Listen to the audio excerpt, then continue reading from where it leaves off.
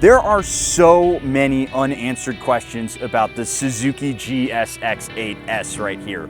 Why did Suzuki kill the SV650 and replace it with this thing? Is it a good torchbearer for the legacy of the SV650? And why did Suzuki name it like Elon named his kid? We're gonna find all that out today when we take this thing for a rip in the Colorado mountains.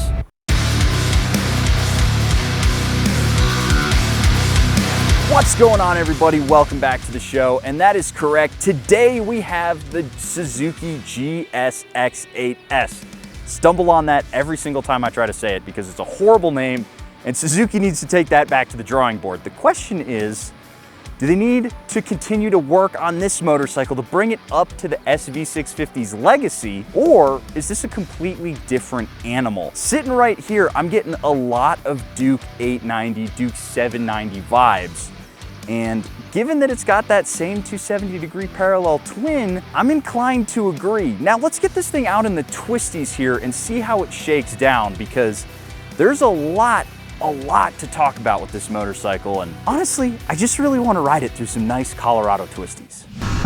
All right, let's get out and have some fun on this thing, see what we're working with. So I've been riding this thing around. I've been taking it down some twisty roads already, getting pretty darn familiar with this thing. And the first thing that comes to mind is, holy cow, does this remind me of the Duke 890R? And that is a huge compliment for this motorcycle. This is a very, very good competitor to something like the 890 platform, 890, 790. It's nice and light, it's nimble, it handles great, and it delivers its power in a very similar fashion. So let's start with the engine first. So the thing that I like most about this motor versus something like the 890R is it's not nearly as savage. It's a lot easier to feed in the power in a more appropriate, smooth, and linear fashion than it ever is on the 890R. Is it as fast? No, it's certainly not. But it definitely feels more rideable. So in that sense, I'm comfortable riding this thing faster than I am the 890R. Hopefully that kind of makes some sense. Let's talk a little bit about the suspension on this thing. Non-adjustable, but it is KYB, and it feels very nice around a corner. It does get a little upset over some of these more, pronounced bumps, but it settles right back down. If it gets upset, it finds its line again and figures itself out. I do appreciate that on this motorcycle because, you're going around a corner and you might not see the bump right in front of that car until you're right on top of it. And that's always a bit of a bummer. So it's nice that the bike just sort of settles back into its place.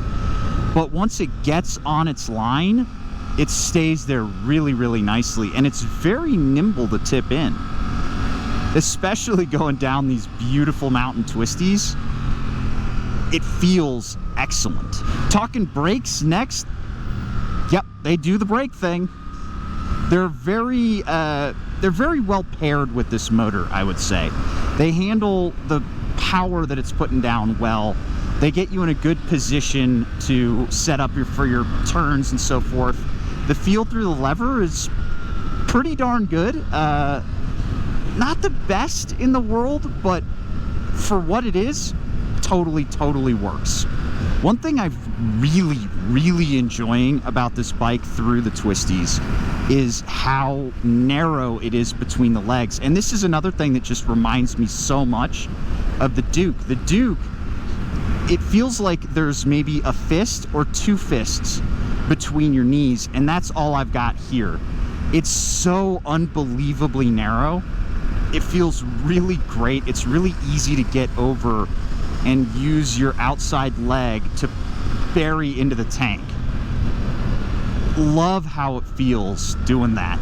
And you know what? I'm sitting here cruising around these mountain roads just having a good time. I'm struggling to find real fault with this motorcycle. The only thing that can be maybe a little bit iffy is the 1 to 2 shift on the quick shifter. It's a little bit clunky, but you know, I'm not going through first gear corners all that often. And if the quick shifter feels wonky, just grab and shift up with the clutch. It's totally fine. A lot of bikes with quick shifters will occasionally give you grief if you use the clutch, but nah, this one feels great. Now that does give me a good opportunity to sit down and talk about the specs as well as some of the pros and cons on this motorcycle. So let's pull it over, let's find a beautiful vista to put this bike up against, and let's see what it's all about, shall we? Before we dive into those specs, I need to take a quick second to shout out the sponsor for today's video, Cardo. They're the best option when it comes to motorcycle communicators with the best-in-class range, battery life, and audio quality. They even have a brand new recording feature allowing you to record yourself and anyone you're talking to right from the app. They've got options to fit all kinds of budgets, and they've even got bike-specific colorways so you can match like a proper Eurobike simp. Click that link down below and check out everything Cardo has to offer and use the code SPITE10 for 10% off your order.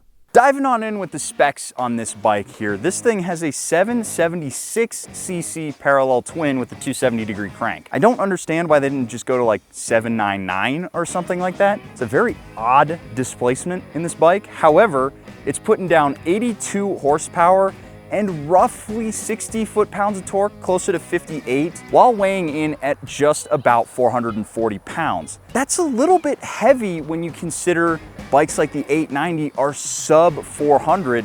However, this bike carries its weight very, very well, and you wouldn't really notice how much it weighs when it's on the side of the tire. It feels really good. Sitting on this bike immediately, it's very comfortable. It's not super aggressive, though when you put your toes up on the pegs, you do have a pretty decent aggressive bend in your knees. The reach of the handlebar, it actually feels really nice. You can just reach for it blindfolded. It's exactly where you'd expect them to be. Very neutral riding position north of your waist and slightly aggressive below the waist.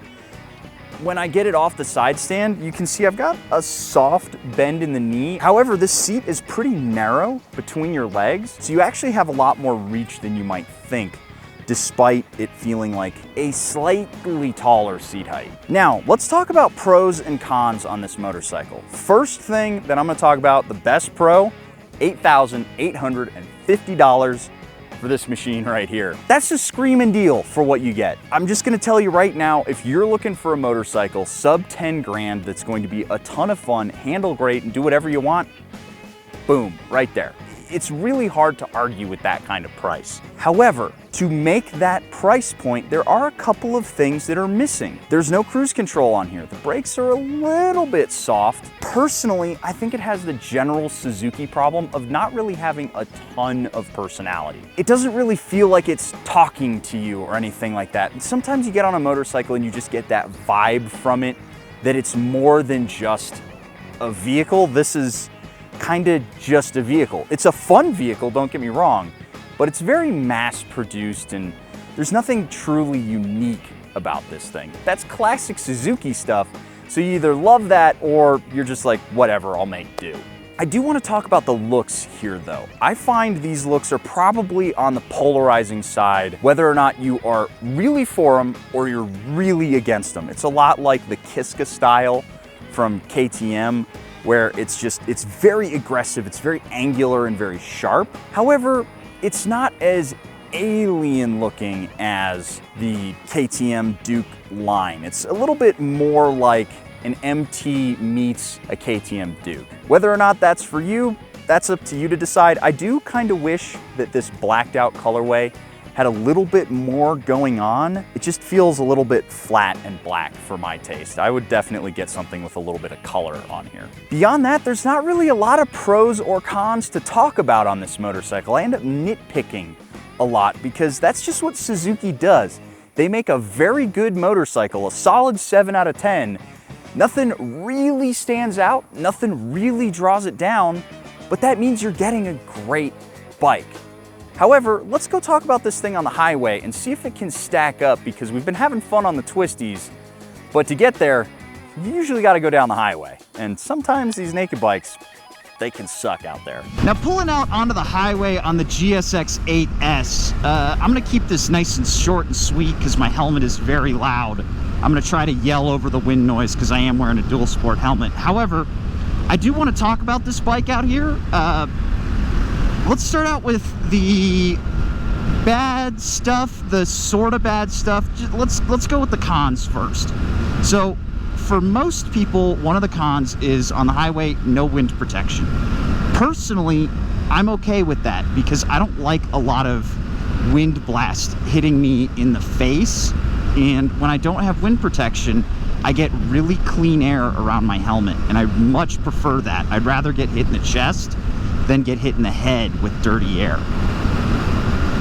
Another thing that might irritate some people, you're probably hearing it a little bit in my voice as we're going over these bumps. The suspension's a little bit stiff. It's a stiff setup. It feels good though. It's not exactly your cruising setup, but you know, it's a sport bike. It feels like a sport bike. It rides like a sport bike on the highway, which is to say, it can be a little bit punishing. Another con here, we don't have any kind of cruise control. We do have ride-by-wire, but I really would have liked to see some cruise. Maybe that was a cost savings measure or something, or maybe it's an optional extra later down the line to differentiate the newer models, but I don't know, I would have really liked to have cruise on here. There's no roll to kill in this throttle, which makes me think you cannot add it to this motorcycle. Last con I'm going to talk about, the seat is pretty darn stiff. It definitely feels like you're not supposed to be in the seat. You're supposed to be kind of on the side, riding it like a sport bike. That makes sense given the way that the rest of the bike feels, but you know, if you're on a long cruise, you can start to feel your butt getting a little bit sore, as I am right now. And I haven't been on the bike for all that long. I've been on it for about 15-ish minutes maybe at this point. It's very hard. It's a very hard seat. But the rest of it is good. The power delivery is great on the highway. The quick shifter feels great on the highway. The rest of the technology works really well. I like how it's just, you know, your average simple rider modes, not a bunch of crazy adjustability. Like swimming through the rider modes on the Aprilias with the APRC setup can be a little bit daunting for sure, but on this it's nice and easy. There's not a whole lot of stuff to dig into. I very much appreciate that. Let's do a little passing power test as we go around here, rolling on in 4th gear, no problem. And of course the brakes feel lovely. In terms of ergonomics on the highway, I actually feel really comfortable. The only thing I could say here beyond the seat is that it's a little bit narrow forward and backwards. It feels like my tailbone is right on the passenger seat, which is fine. It doesn't really bother me, but especially since, you know, when you accelerate, you slide right back into it, which is good. But there's not a lot of spots to move around in this seat. You're sitting in one place, so that can be a little bit of a bummer. But now that we're pulling off the highway, let's pull this thing over and have a quick conversation with the Discord folks and see what they have to say about this motorcycle. I bet you there's a lot of questions with regards to this bike's position in the marketplace, because it's kind of an interesting situation. It's replacing the SV650, which was the Suzuki answer to the MT-07, with a bigger motor. So let's find out what the Discord boys have to say, and then we'll get this bike out for our final thoughts. Diving on in with the Discord questions and answers. If you would like to join in on these Discord Q&A sessions, the easiest way for you to do that is click that link down in the description below. Go over to the Patreon and sign up to support the channel. That is the best way to support what I'm doing here. If you like what I'm doing and you want me to keep going, click that link down there. You'll be able to participate, ask questions, hang out, all that good stuff, all in the link below. Now, let's dive in with our first question from Aversa. How does the Suzuki GSX8S compare to the Duke 890? So I'm gonna get a little bit more into this a little bit later. However, I can say right now, it's a little bit slower, it's a little bit heavier, but it's not as savage, and I feel like I can enjoy it a little bit more than something like the 890. And frankly, for how cheap it is versus the 890, dude, just go for this. Another one asking if this is a direct competitor to the 890. I don't believe so. It's a little bit more chill than the 890. It feels more of like a street bike, not something that is dying to get to a racetrack. If you're riding an 890 on the street, you're kind of doing it wrong. If you're riding this on the street, you're just out having fun. And so in that case, the 890 is very hard-nosed. This is just, it's chill. It's got its moments where it can just be happy and you can look around and cruise through the mountains, or you can lean it all the way over and really push it. It's kind of up to how you want to ride it, and that's something I actually prefer about this motorcycle. Johnny Mish the Messiah asks, does it feel the way that the designers wanted it to, or does it feel like it's been artificially limited? No, I honestly, you know, I've been trying to push it. There's a little bit of a flat spot in the middle, but it's not bad. It doesn't feel like the computer's getting in your way on this motorcycle. It feels good. I definitely feel like there could be a little bit more power to be had out of this motor, but I'm having fun on it. I don't feel like I need to go buy a flash, buy an exhaust, buy all this other stuff to make it good. It's good right out of the box. Diabetes Man asks, given the MT-07 to R7 relationship, how excited are you for the rumored GSX8R? I haven't heard those rumors, but if it's coming, okay, sure, why not? I prefer a naked bike to a sport bike, so I'll ride it, don't get me wrong, but I'm not gonna run out and buy it when this thing exists, and it's certainly gonna be cheaper. Another one from Johnny Mish the Messiah asking, in your opinion, is the displacement a good choice for this entry into the market, or should they have done more of a 650 to 700cc engine to pit it against the MT-07 and the 210-660? I mean, this is very close to the 210-660. The 210-660 is closer to 100 horsepower, so MT-07 is kind of the bottom level. It's the basement of this kind of category. It's a little bit between the two, especially in terms of electronics, adjustability, and all that. The Aprilia is also more flavorful. This is like I went and got a Chipotle burrito. The Aprilia is like I went to, you know, some 5-star fancy Mexican joint that served me a deconstructed burrito with all of the essence of flavor, you know? This is great, but it's not zesty, if you get what I'm saying. The MT-07 is just motorcycle. This is motorcycle plus one. Popped Bit asking a good question here. Any noticeable differences between the GSX8S and the GSX750? Oh yeah, very, very, very different motorcycles. This thing is, well, first of all, it's parallel twin versus an inline four, so it's a lot more torquey, it's a lot more playful. The GSX-S 750 is like, you really gotta get after it on that motorcycle to extract what you want out of it. Definitely a different motorcycle. I had that same question when I first saw that this was coming out. I was like, why? You have the 750 already. Now I understand. Very, very different platform. Don ATX, is the GSX8S better than the MT-07? Yes. How does it compare to the MT-09 in between the two? So very much a lot closer to an MT-09 than the MT-07. However, it's not nearly as hair on fire. That triple accelerates like a rocket ship. This thing is just a big bore parallel twin. It feels a lot more like my Hyperstrada than it does like an MT-09, if that makes sense. And last question here from Resident XR150L Kool-Aid server. We've got, does it justify its place in the market? The SV650 had the V-twin and set itself apart from the competition, but with yet another parallel twin, does it manage to add value to the market, or does it simply get lost in the sea of parallel twin? That is a great question that we're gonna go answer out on the road with my final thoughts. So let's gear up, let's get back out there, and let's get a final verdict on this GSX8S here. Alrighty folks, let's wrap up my thoughts on the GSX8S here on a nice, beautiful, windy Colorado twisty road.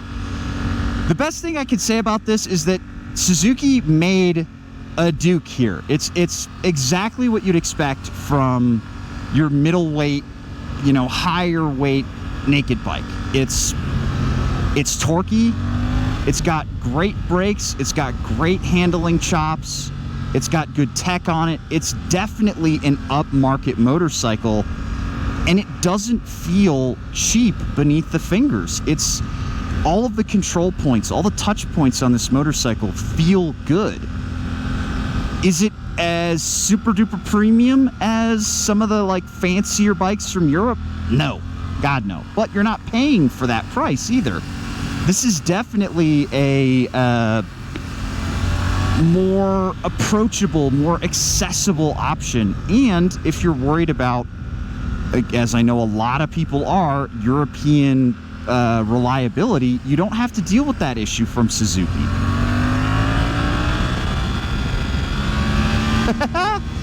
This thing is just a ton of fun, man. It's like Suzuki just, you know, wanted to get duked.